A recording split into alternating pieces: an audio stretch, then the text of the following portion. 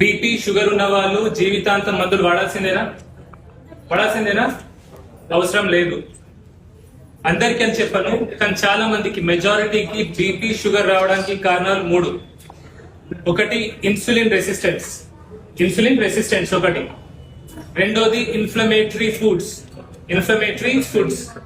మూడోది ఇన్యాక్టివిటీ.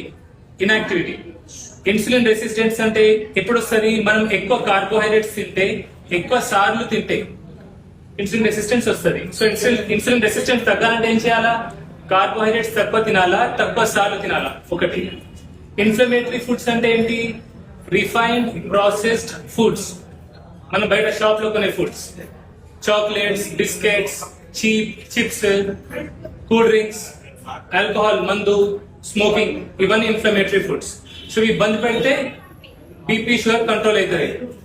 మూడోది ఇన్యాక్టివిటీ అంటే మనం ఏం పని చేయట్లేదు, ఎక్సర్సైజ్ చేయట్లేదు. ఓకే, సో ఎక్సర్సైజ్ చేయాలా, వాకింగ్ చేయాలా, జాగింగ్ చేయాలా, మనకు ఎంత వీలైతే అంత శ్రమ మనం ఈ శరీరానికి పెట్టాలా.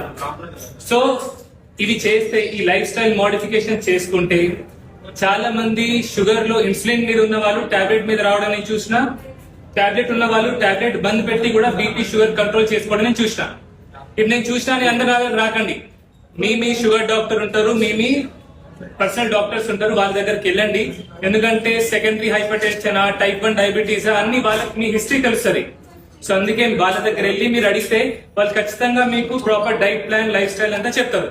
ఒకటి, యంగ్ వయసులో, చిన్న వయసులో నాకు బీపీ వచ్చిందని, షుగర్ వచ్చిందని టెన్షన్ పడద్దు. దేవుడు మనకు నచ్చింది మనకి ఇయ్యడు, మనకి ఏది మంచిదో అది ఖచ్చితంగా మనకి ఇస్తాడు. ఓకే, సో ఇప్పుడు మనకు బీపీ షుగర్ వచ్చింది కాబట్టి మనం ఏం చేస్తాం? బాగా జాగ్రత్తగా ఉంటాం.